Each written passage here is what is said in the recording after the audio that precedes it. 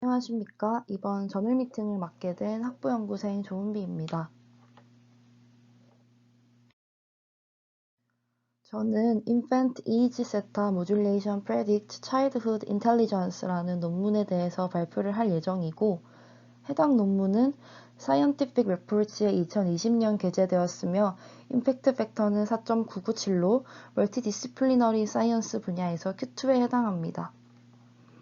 제가 이 논문을 선정하게 된 이유는 영화의 뇌파를 이용해서 자폐 스펙트럼 장애, 줄여서 ASD라고 하는데요. 이 ASD를 예측할 수 있다는 주제가 흥미로워서 가져오게 되었습니다.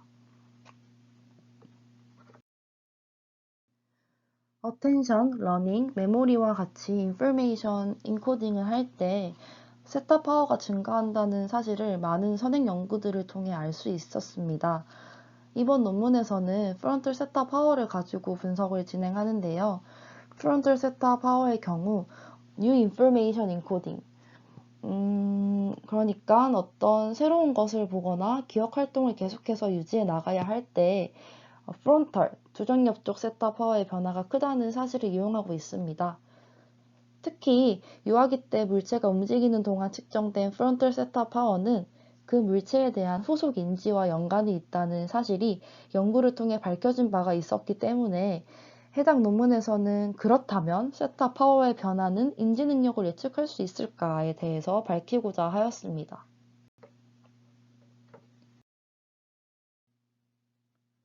우선 해당 논문에서는 세 개의 코호트, 즉 공통적인 특성을 가진 사람들의 집단이 세 개가 나오고 있어서 이에 대해 먼저 간단히 정리를 하고자 합니다. 코호트 1은 크로스 섹셔널, 횡단 연구라고 하는 방법인데요. 특정 시기에 대상 집단 전체에 대해서 조사하는 방식을 말합니다. 그래서 코호트 1은 실험에 참가한 노멀한 발달 과정을 거치고 있는 12개월 영아가 해당됩니다. 코호트 2는 ASD 발병 위험이 높은, 그러니까 여기에서는 ASD 진단을 받은 형제 자매가 있는 12개월 영아들을 말하고 있고, 코호트 3은 ASD 진단을 받지 않은 형제 자매가 있는 독립적인 샘플을 대상으로 하고 있습니다. 해당 연구는 영아 때 측정한 프론탈 세타 파워가 2에서 7년 정도가 지났을 때 지능을 예측할 수 있는지를 보고 싶어 하는 것이기 때문에 코호트 2와 3은 장기간에 걸쳐서 관찰이 진행되었다고 합니다. 메소드에 대해 설명해 드리겠습니다. 해당 연구는 12개월 영아 106명을 대상으로 하고 그중 51명이 여자아이, 55명이 남자아이로 모두 만사가입니다. 이이지 같은 경우 128개의 채널을 사용했다고 하고 레퍼런스는 벌텍스, 정수리로 설정이 되었습니다. 500Hz로 샘플링하고 1000배의 앰플리피케이션을 진행하였으며 0.1에서 100Hz로 밴드패스 필터링을 합니다. 그리고 오버랩 없이 1초 단위로 세그멘테이션을 하고 그중 아티팩처를 제거하고 안 좋은 채널들에 대해서는 인터폴레이션을 하여 남은 데이터들을 사용하게 됩니다.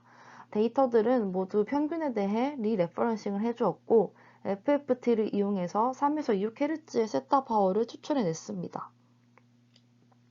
보통 0유아기에서의 프론탈 세타 파워의 경우 로얼 세터가 2에서 3Hz, 어펄 세터가 5에서 6Hz 정도인데요. 여기서 3에서 6Hz를 선택한 이유는 참고한 선행 연구에 의해서 3에서 6Hz에서 세타의 변화가 잘 보였기 때문이라고 합니다. 실험 진행 방법은 다음과 같습니다. 논문에서는 실험 방법이 따로 이미지화되어 있는 게 없어서 제가 그냥 간단하게 그림을 한번 만들어 보았는데요. 1분짜리 영상 2개를 2번씩 보여주는 아주 간단한 실험입니다. 영상 1의 경우 소셜 비디오인데요. 여성 2명이 등장해서 간단한 율동과 함께 동료를 부르는 영상이고, 영상 2의 논소셜한 비디오는 장난감 사파로 만들었다고 합니다. 영상 1과 2는 순서가 정해져 있는 게 아니라서 피험자마다 랜덤하게 재생이 된다고 합니다. 그리고 각 타입의 영상에 대해서 첫 번째 재생 후 10분간 정지 화면을 보여주고 다음 재생을 진행합니다. 아무래도 같은 종류의 영상을 2번 반복해서 보여주는 것이다 보니 두 번째 프레젠테이션의 경우 이전 영상으로 인해 친숙해질 수가 있기 때문에 이로 인한 컨테미네이션을 방지하고자 첫 번째 프레젠테이션에 의한 뇌파에 무게를 주게 되었고, 첫 번째 프레젠테이션의 시작부터 30초까지를 전반부, 그 이후부터 60초까지를 후반부로 나눠 그 사이의 셋업 파워의 퍼센트 변화를 주요 지표로 사용하고자 했습니다. 그리고 인지능력 테스트로는 The Mullen Scales of Early Learning이라는 표준 평가 방법을 사용했다고 하는데요.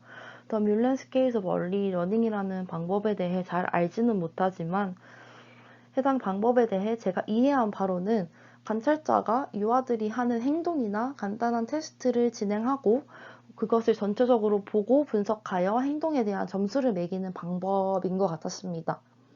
해당 테스트는 크게 세 가지, Non-verbal recognition, verbal recognition, gross motor로 나뉘고, Non-verbal recognition에는 fine motor와 visual reception, 그리고 verbal recognition에는 receptive language skill과 expressive language skill로 나누어지기 때문에 총 5가지의 부분에 대해 측정을 하게 됩니다. 각 항목에 대한 원점수는 연령에 적합한 표준 변환 기준에 따라 T-스코어로 변환을 하고 모든 통계적 검증은 양측 검정으로 이루어진다고 합니다.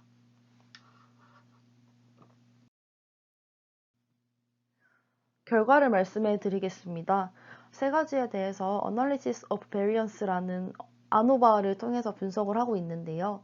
소셜 비디오일 때와 논 소셜 비디오일 때를 컨디션, 첫 번째 프레젠테이션을 전반부와 후반부로 나누어서 분석을 했다고 앞에서 언급을 했었는데, 그 전반부와 후반부를 비디오의 세그먼트라고 하고 마지막으로 좌방구와 우방구에 대한 것을 리즌이라고 하고 있습니다. 발표의 초반에서 언급한 것과 같이 세 조건에서 예상한 대로 셋업 파워가 증가함을 볼 수 있었습니다. 해당 부분은 논문에서도 따로 테이블이나 이미지로 정리한 게 없어서 텍스트로만 서술을 하고 있기 때문에 저도 간단히 말씀드리도록 하겠습니다. 컨디션에 대해서는 소셜 비디오일 때가 논 소셜 비디오일 때보다 셋업 파워가 더 컸고, 또 비디오 세그먼트에 대해서는 전반부와 후반부에서 모두 셋업 파워가 증가하였으며, 마지막으로 리즌에 대해서는 좌방구가 우방구보다 더 증가했다는 것을 확인할 수 있었습니다. 세 조건 모두 P값이 0.002, 0.012, 0.012 정도로 유의미한 결과를 얻었음을 확인할 수 있습니다. 그러나 전반부, 후반부로 나눈 그 하프가 갖는 값의 크기 자체가 컨디션이나 리전과 상호작용을 할 수가 없어서 리전과 컨디션을 합쳐서 샘플 사이즈를 최대화하고자 했습니다. 그래서 기존에는 세 조건 모두에서 충분한 데이터가 나오는 피험자들에 대해서 분석을 진행하였는데, 이 조건을 합치게 되면서 컨디션과 리즌 두 조건 중 하나라도 충분한 데이터를 가지고 있는 피험자가 있다면 그들의 데이터까지도 포함시킬 수 있었다고 합니다. 프론탈 세타가 인지 능력과 관계가 있는가에 대해서 분석을 하였는데요. 해당 분석을 위해 34명으로 구성된 서브셋을 사용하였습니다. 이 서브셋은 18명의 여자, 16명의 남자로 구성되어 있고, 프론탈 세타 파워에 대한 데이터뿐만 아니라 더 뮬렌 스케일즈 오브 얼리 러닝을 통해 5개의 항목 모두에 대해 산출된 점수가 있는 피험자들로 구성되어 있습니다. 영상을 보는 동안 프론탈 세타 파워가 증가하는데요. 이 프론탈 세타의 변화와 벌벌, 논벌벌, 코그니티브 레벨 사이의 피어스 상관계수를 계산하였더니 세타의 큰 퍼센트 변화는 높은 레벨의 비언어적 인지 능력과 상관이 있다라는 것을 알 수 있었습니다. P값이 0.022로 유의미한 결과를 얻을 수 있었는데요. 반면에 언어적 인지 레벨 같은 경우 P값이 0.12가 되면서 유의미한 결과를 얻지는 못했습니다. 여기서 알 수 있는 건 셋업 파워의 변화와 비언어적 인지 능력 사이에 유의미한 상관관계가 있다. 그 정도인 것 같습니다. 다음으로 첫 번째 프레젠테이션 동안의 프론탈 세타 파워의 변화가 학습을 반영하고 있는지를 분석하였습니다. 이를 위해서 특정 비디오에 대해 첫 번째 프레젠테이션과 두 번째 프레젠테이션 사이의 프론트 셋탑 파워 변화에 대한 상관관계를 조사하였습니다. 소셜 비디오를 먼저 살펴보자면 첫 번째 프레젠테이션 동안의 프론트 셋탑 파워의 변화가 클수록 해당 비디오에 대해 첫 번째 프레젠테이션과 두 번째 프레젠테이션 사이의 셋탑 파워의 변화가 크다라는 것을 알 수 있었습니다. 피규어 2의 A를 보시면 되고 P값은 0.007입니다. 논 소셜 비디오도 마찬가지로 같은 결과를 얻을 수 있었는데요.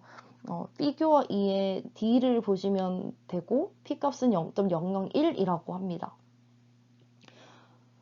피규어 2의 B와 C는 소셜 비디오에 의한 데이터는 소셜 비디오에 대해서만, 그리고 논 소셜 비디오에 의한 데이터는 논 소셜 비디오에 대해서만 유의미한 결과를 예측할 수 있다라는 것을 보여주는 것 같고, 이는 특정 비디오에 대한 학습 메커니즘이 반영되고 있다라는 것을 뒷받침해주는 근거가 된다고 하네요.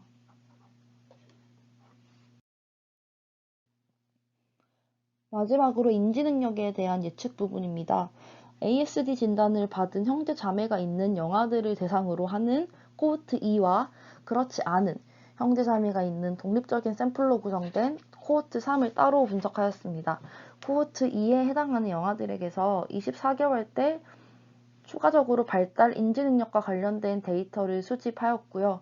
14명의 고위험군 피험자들에게서 12개월 때의 프론탈 세타 파워와 24개월 때의 인지 데이터 사이에 상관관계가 있음을 확인할 수 있었습니다. 비언어적, 언어적 인지 능력의 향상과 모두 관계가 있었고, 피규어 3의 A와 B를 보시면 됩니다.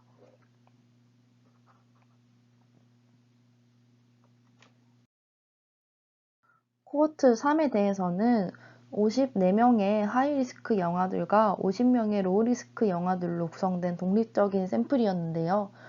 그중 34명으로 구성된 아웃컴 그룹에 대해서 안코바라는 공분산 분석을 진행하였습니다. 아웃컴 그룹은 로우리스크, 하이리스크 노 ASD, 하이리스크 ASD 총 3가지 그룹이 있습니다.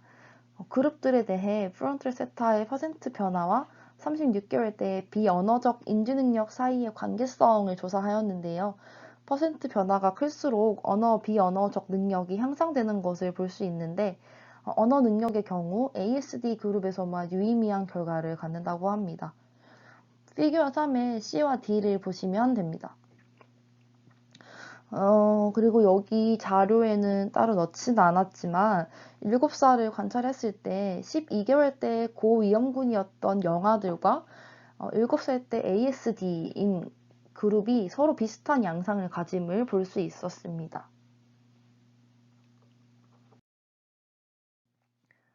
해당 논문을 읽으면서 조금 아쉬웠던 부분은 제시하는 영상의 종류가 너무 한정적이었다라는 것과 12개월에 대해서만 뇌파를 측정해 보았다는 점이었습니다. 그리고 코호트 부분도 그렇고 결과 중간중간 그 설명이 빠진 부분들이 좀 있는 것 같다고 느껴져서 전개가 조금 매끄럽지 못하다라는 생각도 들었었던 것 같습니다. 추후 부족한 부분에 대해서는 공부를 더 하고 보완할 수 있도록 하겠습니다. 들어주셔서 감사합니다. 발표를 마치겠습니다.